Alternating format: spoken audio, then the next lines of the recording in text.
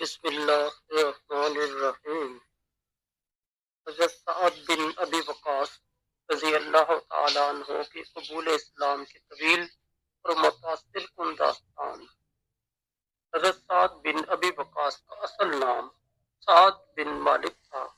آپ قریش کے معزز زمرہ بنی زہرہ سے تعلق رکھتے تھے اور حضور اکرم صلی اللہ علیہ وآلہ وسلم کی والدہ محترمہ بی بی آمنہ کے قریبی رشتہ دار تھے۔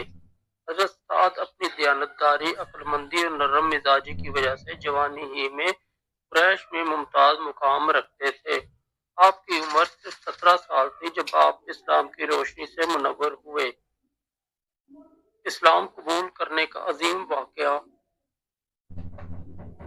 حضرت سعد فرماتے ہیں کہ وہ ایک خواب دیکھتے تھے جس میں انہیں اسلام کی روشنی دکھائی دیتی تھی۔ خواب کے چند دن بعد حضرت ابو بکر صدیق نے اسلام کی دعوت دی اور آپ نے فوراً قبول کر لی۔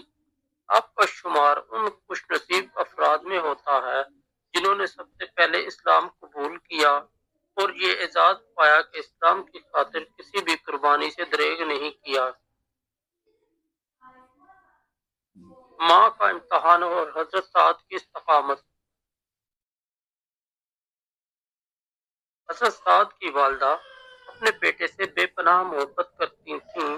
جب انہیں سعد کے اسلام قبول کرنے کی خبر ملی تو انہوں نے سخت ناراضگی ظاہر کی اور سعد پر دباؤ ڈالنے کے لیے کھانے پینے سے انکار کر دیا۔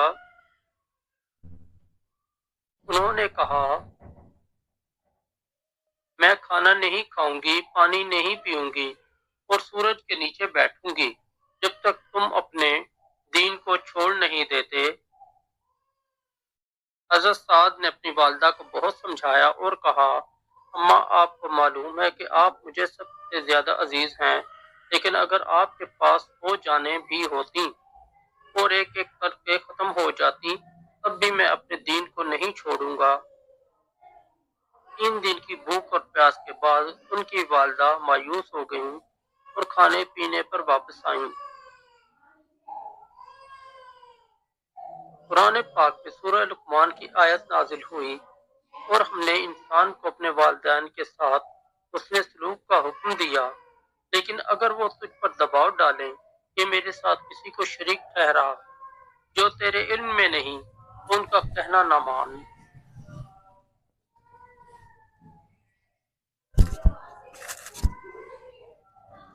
حضرت سعد کی دعاؤں کی قبولیت۔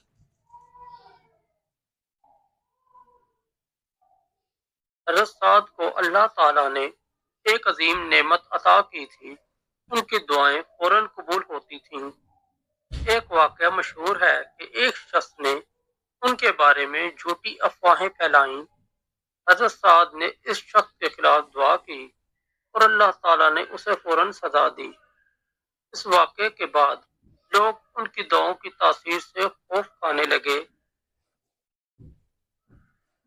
جنگوں میں شجاعت اور بہادری۔ حضرت سعد کی بہادری کا ایک واقعہ جنگ احد میں پیش آیا، جب کفار نے حضور اکرم صلی اللہ علیہ وآلہ وسلم پر حملہ کرنے کی کوشش کی۔ حضرت سعد نے اپنی جان کی پرواہ کیے بغیر نبی کریم صلی اللہ علیہ وآلہ وسلم کے دفاع میں بے پناہ تیر چلائے۔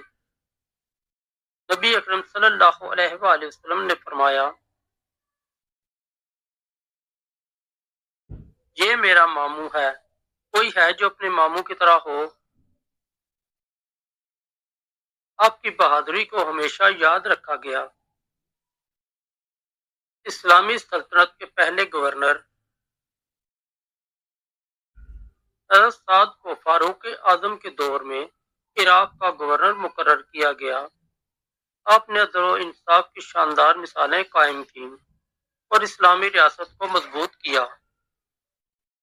جنگ قادسیہ کی قیادت بھی آپ کے حصے میں آئی، جہاں مسلمانوں کو عظیم فتح حاصل ہوئی۔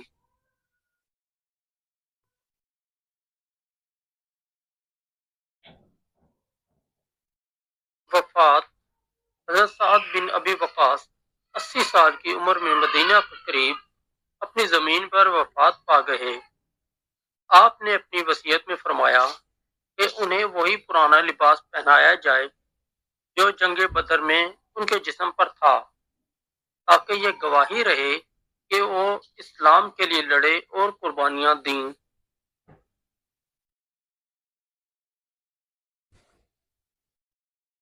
پیغام: حضرت سعد کی کہانی ہمیں صبر، استقامت اور والدین کے ساتھ حسن سلوک کا درس دیتی ہے۔ ان کی دعاؤں کی قبولیت سے ہمیں یہ سمجھ آتی ہے کہ اللہ تعالیٰ اپنے نیک بندوں کی دعاؤں کو کبھی رد نہیں کرتا۔